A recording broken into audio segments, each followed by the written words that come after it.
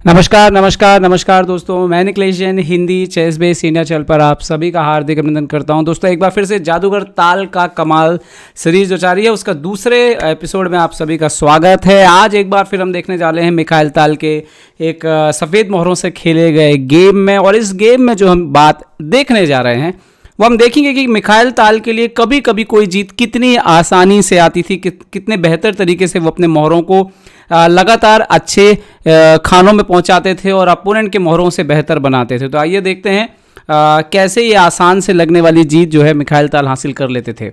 सफ़ेद मोहरों से मिखाइल ताल खेल रहे थे, काले मोहरों से उनके सामने थे रॉबर्ट वाडे। 1964 का ये गेम है रिजविक इंटरनेशनल का। सो E4 C5 रेटिंग नहीं दिख रही है, लेकिन वाडे रॉबर्ट भी ग्रैंड मास्टर थे। So knight F3, knight C6, D4, C into D4, knight into D4 open Sicilian, knight F6, knight C3 और E5 हम इसको जानते हैं सिसिलियन पेलिकान एंड स्वेस्निकोव की लाइन होती है। और यहाँ पर नाइट D B5 जो मोर एक्यूरेट लाइन है वो यहाँ पर खेला मिखाइल ताल ने। D6 हम सभी जानते हैं कि यहाँ पर जो है यहाँ पर D5 भी जो है नाइट D5 भी जो है वो एक लाइन होती है यहाँ पर और खेली जाती है, लेकिन सबसे जो ज़्यादा लाइन खेली जाती है बिशप G5, उसको चुना मिखाइल ताल ने। अपोनेंट ने जवाब दिया A6, स्टैंडर्ड लाइन है, नाइट A3। और यहाँ पर हमने अधिकतर देखा है जो सबसे ज़्यादा खेले जाने वाली लाइन है वो है B5, ताकि C4 का स्क्वायर जो है वो नाइट को ना दिया जाए। और पॉन का लेकिन आप एक और मूव खेलते हैं, ऑलरेडी आपने E5 खेला हुआ है, तो ये लगातार जो है दूसरा जो है आप एक कमिटमेंट कर रहे हैं पॉन के साथ। ओके, इसकी जगह उनके अपोनेंट ने डेवलपमेंट को इंपॉर्टेंस दिया, बिशप E6 खेला। लेकिन बिशप E6 देने से ये जो घोड़ा है, ये घोड़ा जो है वो वापस गेम में आ सकता है। तो इसीलिए मिखाइल ताल जो खेलते हैं नाइट C4। तो याद रखें कि अगर आप सिसिलियन पेलिकान खेल रहे हैं, कोई यहाँ पे B5 ना खेल के बिशप E6 खेल दे, तो आप अपने नाइट को C4 से निकाल सकते हैं। और अब आप इसके बाद देखेंगे कि कैसे ये जो घोड़ा गेम में आया है ये कितना कमाल करने वाला है। यहाँ पर अपोनेंट ने खेला नाइट D4, ये भी खेला जाता है, रुक C8 भी लाइन है। ओके, नाइट D4 यहाँ पर खेला।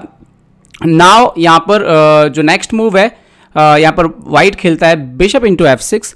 बिशप इंटू F6 का जो एक मेजर पॉइंट है इसके पीछे वो ये है कि एक्चुअली में हमें D5 का स्क्वायर कंट्रोल करना है, और इसीलिए बिशप जो है वाइट दे देता है, क्योंकि अगर ये गेम सीधा एंड गेम में कभी भी जाएगा तो वो जो है वो बेहतर स्थिति आएगी वाइट की, क्योंकि इस बैकवर्ड पॉन की वजह से। तो D5 का स्क्वायर जो है उन्होंने हासिल किया। क्वीन F6, तो night B6 with the tempo, रुक पे अटैक, रुक B8 पर, सो नाइट D5 पर। अब देखिए कि D5 पे बहुत ही तगड़ा कंट्रोल यहाँ पर वाइट ने कर लिया है। ओके, क्वीन वापस जाता है D8 पर। तो अभी मिखाइल ताल खेलते हैं C3, मतलब उनके घोड़े तो अच्छे से बैठे हुए हैं, लेकिन अपोनेंट का जो घोड़ा है उसके लिए जो D4 का स्क्वायर है वो अवेलेबल है नहीं एक्चुअली में। तो यहाँ पर या तो वापस जाते तो उन्होंने मार दिया bishop into D5, night into D5, night E6। अच्छा, यहाँ पर आप देखेंगे पोजीशन, तो आपको पोजीशन ऐसी कोई नहीं लगेगी कि वाइट कोई बहुत ज़्यादा बेटर है। यहाँ पर D5 का स्क्वायर बहुत अच्छा है, और ये एक मेन कारण है जिसको कोई भी बड़ा खिलाड़ी जो जिसको जज करता है। दरअसल ये जो घोड़ा है जो कि D5 पे बैठा हुआ है, ये अपोनेंट का जो घोड़ा है जो कि E6 पर है उससे कहीं ज़्यादा बेहतर है, क्योंकि हम जानते हैं कि 5वें खाने का जो घोड़ा है वो ऑलरेडी ऊँट से भी बेहतर हो जाता है। जबकि इसकी वैल्यू अगर आप गिनेंगे, जैसे जो यहाँ पर जा रहा है और सारे इंपॉर्टेंट स्क्वायर को कंट्रोल कर रहा है, तो इसकी वैल्यू जो है 4 पॉइंट के आसपास आप गिन सकते हो। जबकि जो घोड़ा E6 पर बैठा हुआ है वो अभी अपनी स्टार्टिंग पोजीशन पर ही है। अब यहाँ पर एक सवाल आता है कि आपका पॉन यहाँ पर लाइट स्क्वायर पर है, अपोनेंट का डार्क स्क्वायर पर, तो अपोनेंट का बिशप भी बैड है, आपका बिशप भी थोड़ा तो बैड है, लेकिन क्या हम इस बिशप को बेहतर कर सकते हैं? तो यहाँ पर मिखाइल ताल खेलते हैं G3, बिशप E7।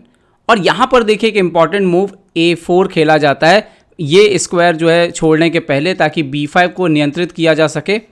और यहाँ पर अपोनेंट ने किया कासल, तो वो इंपॉर्टेंस दे रहे थे डेवलपमेंट को। बिशप H3, तो एक बार फिर देखिए ये जो बिशप है काफ़ी अच्छा हो चुका है, बजाय कि इस बिशप के ज़्यादा बेहतर खेल रहा है। रुक E8 खेला यहाँ पर रॉबर्ट ने। तो अब यहाँ पर खेलते हैं मिखाइल ताल, कासल कर लिया। तो अब यहाँ पर आप देखिए कि दोनों साइड से डेवलपमेंट पूरा हो चुका है। आप मोहरे भी आपको जो है वो ठीक ठाक लग रहे हैं, ब्लैक इतना ख़राब नहीं लग रहा है, लेकिन एक्चुअली ब्लैक काफ़ी ख़राब है। रीज़न है ये जो 2 माइनर पीसेस हैं, ये अपोनेंट के जो माइनर पीसेस हैं इनसे काफ़ी अच्छे ये मोहरे जो है वो बोर्ड पर खेल रहे हैं। ओके, यहाँ पर अगली चाल खेलते हैं बिशप F8। तो वापस बिशप को F8 पर लेकर के जाते हैं, और शायद उनका आइडिया ये हो कि सेम आइडिया जो कि लगाया जा रहा है कि G6 करके बिशप H6 या बिशप G7 को रखना चाहें यहाँ पर रॉबर्ट बार्डे पर। क्या इतना समय था बोर्ड के ऊपर? तो सबसे पहले यहाँ पर देखिए मिखाइल ताल ऑलरेडी इस घोड़े को अच्छे स्क्वायर पर बिठा चुके हैं, D5 का स्क्वायर कंट्रोल कर चुके हैं और बिशप को भी अच्छे स्क्वायर पे पहुंचा चुके हैं। तो अब देखिए यहाँ पर हड़बड़ाने की कोई ज़रूरत नहीं है। अगली चाल खेलते हैं A5। ये एक छोटी छोटी जो चालें होती हैं ये बोर्ड पर जो है उनकी पकड़ को मजबूत कर रही हैं। अब आप देखिए कि B6 आपके नियंत्रण में आ गया। कभी भी अपोनेंट B5 करेगा, AB6 आएगा और उसका A6 का पॉन जो है वो एक्सपोज हो जाएगा, कमज़ोर हो जाएगा। तो यहाँ पर उन्होंने खेला नाइट G5। अब मिखाइल ताल के दिमाग में जो है कुछ चालें थी। यहाँ पर वो नॉर्मल बिशप G2 खेल सकते थे, लेकिन उन्होंने खेला बिशप F5। अपोनेंट अपने प्लान को कंटिन्यू किया, उनको लगा G6 और बिशप G7 जो है पहुंच जाएंगे, G6 बिशप हटेगा। लेकिन यहाँ पर मिखाइल ताल के पास चाल थी। ऐसी छोटी छोटी चालें ही उनकी पोजीशन को बेहतर बनाती हैं। बिशप D7 डेफिनेटली जो है निश्चित तौर पर काला इसको तो नहीं मारेगा क्योंकि उसका वजीर मर जाएगा, लेकिन दरअसल इस मूव से यहाँ पर ब्लैक का जो है एक्सचेंज ही चला गया। मतलब हाथी जो है ऊँट के बदले या घोड़े के बदले देना जो है वो लगभग तय हो गया, क्योंकि रुक E7 खेलते तो नाइट E7 आ जाता। तो यहाँ पर काफ़ी सोचने के बाद उनके अपोनेंट ने खेला रुक E6, bishop into E6, F into E6, clear exchange. अब कोई कंपनसेशन नहीं यहाँ पर ब्लैक के पास ही थोड़ी भी कहीं से कुछ उनको गेम प्ले मिल रहा हो। सिर्फ E4 का एक पॉन मिल सकता है, लेकिन यहाँ पर मिखाइल ताल ने खेला नाइट B6 और यहाँ पर H5 ब्लैक ने खेला।